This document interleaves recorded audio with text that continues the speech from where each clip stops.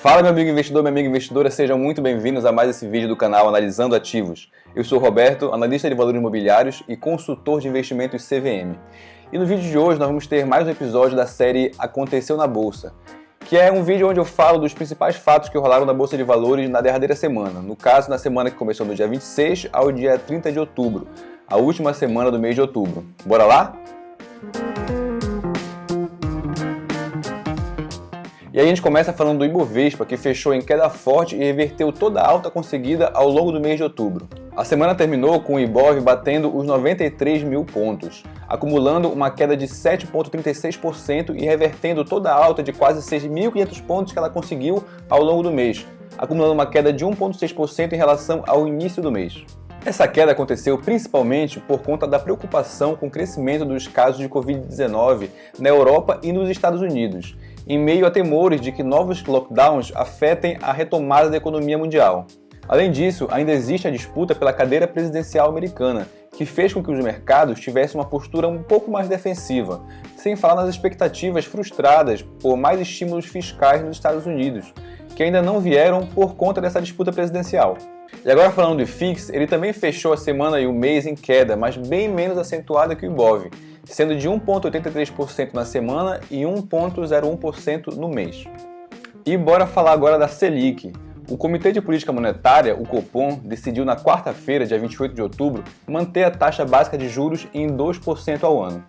Esse resultado já era esperado pelo mercado, sendo essa a segunda reunião consecutiva em que a Selic é mantida no atual patamar. Apesar disso, alguns economistas acreditam que se a pressão inflacionária não diminuir, é possível um aumento da Selic em pelo menos 0,25 já na primeira reunião do Copom no ano que vem.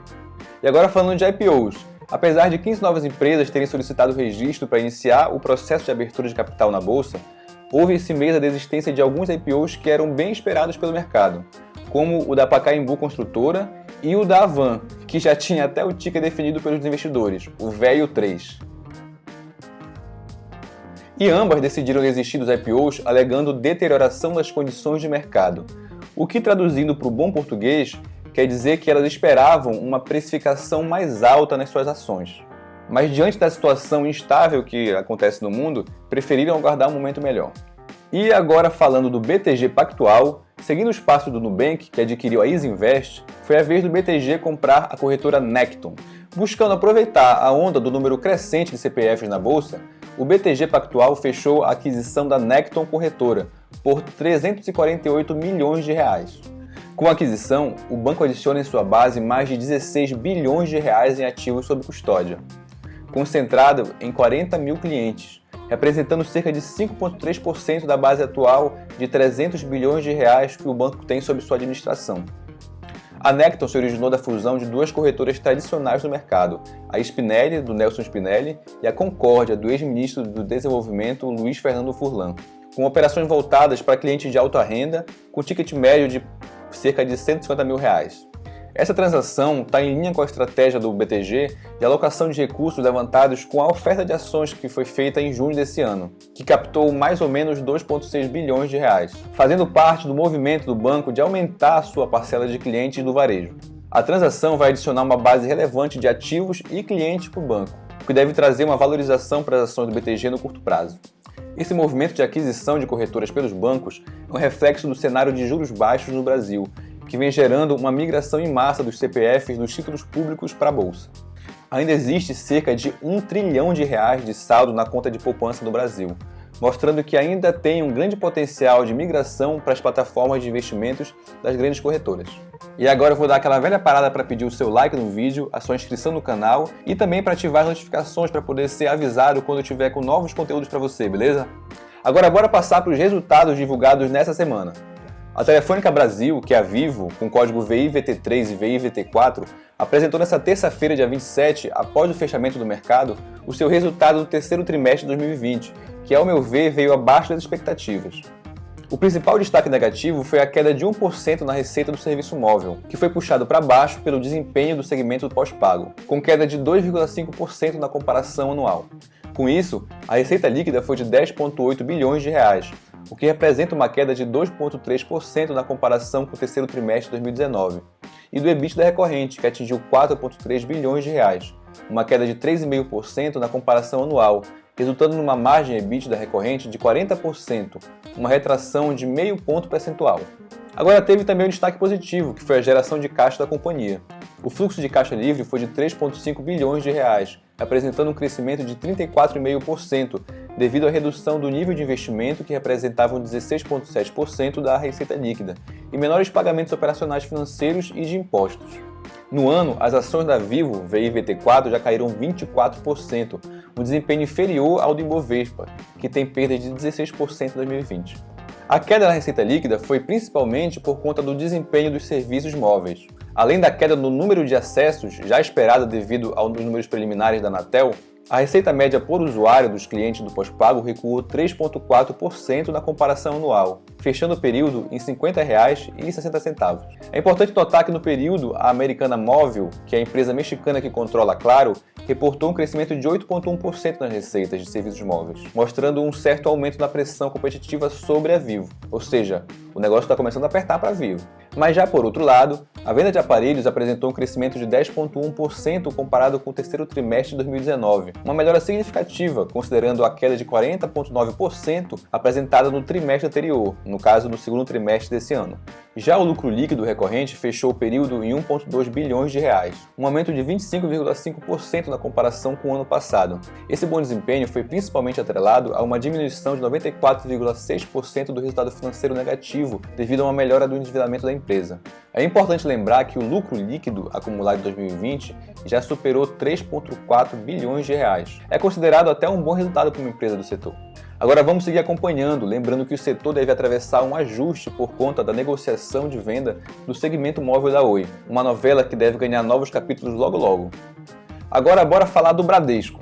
O Bradesco divulgou na quarta-feira da semana passada os resultados do terceiro trimestre, apresentando um lucro acima do esperado, apesar das provisões para inadimplência geradas pela pandemia do coronavírus. O segundo maior banco privado do Brasil teve lucro líquido de 5 bilhões de reais, 23,1% abaixo do mesmo período do ano anterior, mas com um aumento de quase 30% em relação ao trimestre passado, causado em parte pela provisão para devedores duvidosos de 5,6 bilhões de reais, que reduziu 37,1% em relação ao trimestre passado.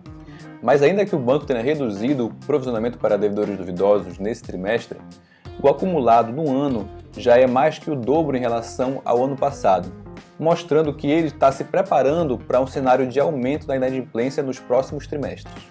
Mesmo assim, ainda que a economia tenha sido impactada pelos efeitos da crise, houve uma expansão das operações de crédito, com um crescimento de quase 12% na carteira expandida, sendo quase 10% nas operações destinadas às pessoas físicas e 13% em operações com pessoas jurídicas. O Bradesco também implementou cortes nos custos, que caíram 5,7% comparado com o ano anterior, decorrência em parte do fechamento de 372 agências nesse trimestre, um movimento natural que vem sendo visto por conta da digitalização dos serviços bancários. Isso tudo trouxe uma melhora no retorno sobre o patrimônio líquido da empresa, chegando a 15,2% nesse trimestre. E agora vamos falar do resultado da Petrobras, um resultado que estava sendo bem esperado pelo mercado. A companhia apresentou um prejuízo de 1,5 bilhão de reais. É o terceiro prejuízo trimestral seguido da empresa, que acumula um resultado negativo nesse ano de 52,7 bilhões de reais. Por outro lado, o EBITDA, que é o lucro antes dos juros, impostos, depreciações e amortizações, foi de 33,4 bilhões. Mas o principal destaque mesmo foi a forte geração de caixa operacional, com 46 bilhões no trimestre, e um crescimento de 41,6% na comparação anual, o que foi surpreendente, principalmente tendo em vista o impacto do Covid-19 no setor do petróleo. Em um trimestre em que os preços do petróleo Brent foram em média de $43 o barril, a companhia conseguiu registrar uma geração de caixa em patamares considerados extraordinários, demonstrando a sua maior resiliência a menores preços do petróleo. Com essa geração de caixa, foi possível reduzir em 5 bilhões de dólares a dívida líquida da empresa. Mas teve também entre os pontos positivos a queda no custo de extração do petróleo do pré-sal, chegando a $2,27, sem os custos de frete e participação governamental. Houve também grande redução das despesas operacionais no segmento de refino, e isso permitiu diluir os custos fixos da empresa nesse segmento.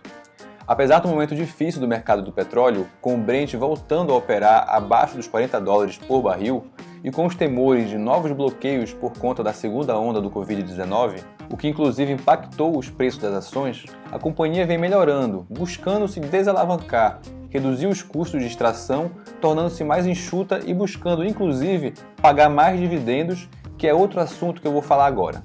A política de dividendos da Petrobras. Dia 28 de outubro, a Petrobras anunciou uma mudança na política de pagamento de dividendos, que agora vai ter uma vinculação ao endividamento da empresa, que vai poder distribuir, em casos excepcionais, dividendos extraordinários, mesmo sem apresentar lucro contábil, desde que atendida uma meta de endividamento. A distribuição desses recursos extraordinários, superando o dividendo mínimo legal obrigatório ou calculado a partir de uma fórmula, vai poder acontecer quando o endividamento bruto da petroleira estiver inferior a 60 bilhões de dólares, mesmo que ela tenha dado prejuízo. Só para constar, atualmente a dívida bruta da empresa está em 79 bilhões de dólares. Parece muito, né? Mas já reduziu mais de 11 bilhões no trimestre passado para agora.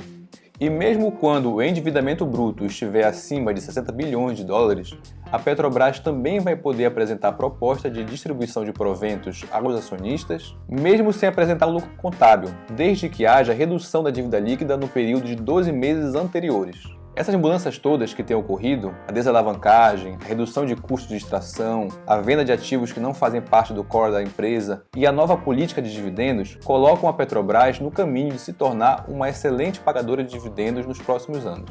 Então, se você gostou do vídeo, dê aquele like, se inscreve no canal, assina as notificações e compartilhe esse vídeo com algum amigo que gosta de alguma dessas empresas que eu falei hoje, beleza? Até mais, um abraço!